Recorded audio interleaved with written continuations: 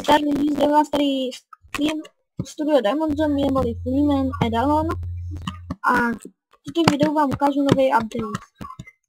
Tady toto je taková redstone věc Dialing Sensor, Dialing, že ve dne na ní funguje takhle redstone a v noci ne. Tady toto je váha,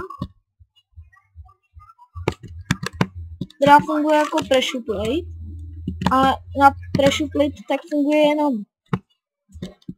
jenom vodovej.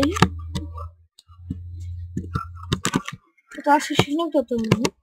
Toto vám názorně ukážu, vezmu si čestku.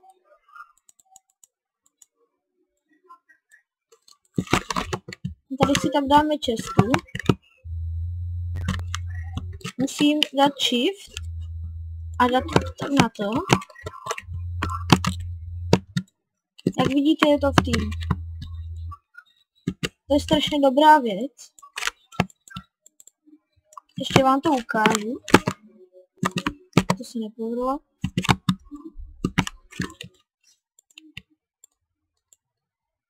Tady můžete nastavit, aby co by to tam mělo, nebo do toho to můžete dávat a bude vám to dávat do česty.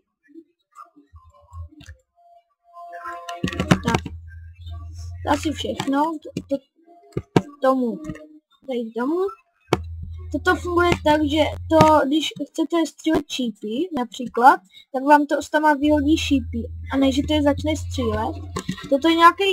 Toto jsem nepochopil, to je kompátor, to nechápu. Co je to? Redstone block, svítí jako redstone torčka, myslím, nevím. Toto je nový quick block, nebo quick, nebo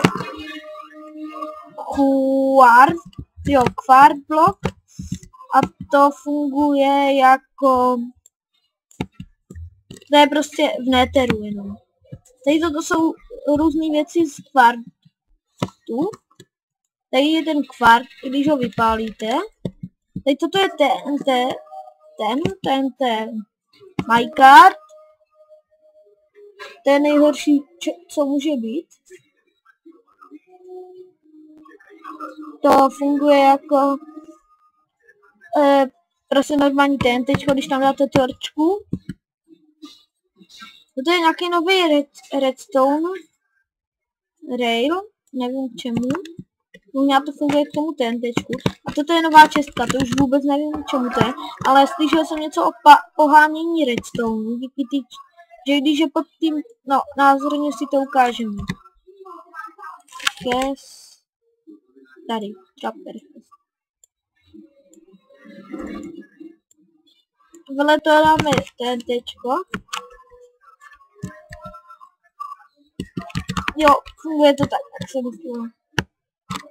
Víte, tak když vám někdo chce, je to dobrá past, že si pod to dáte tak TNTčko. Nebo za to, a on to nevidí. Je to všechno vydesignované a jenom. Beru si věci. Dia. A je v prdeli. Je to docela dobrý. Když si z toho udělám prdel.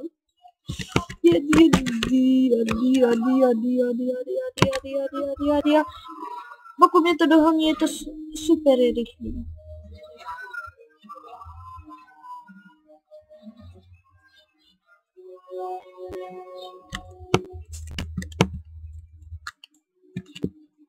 Ty vole.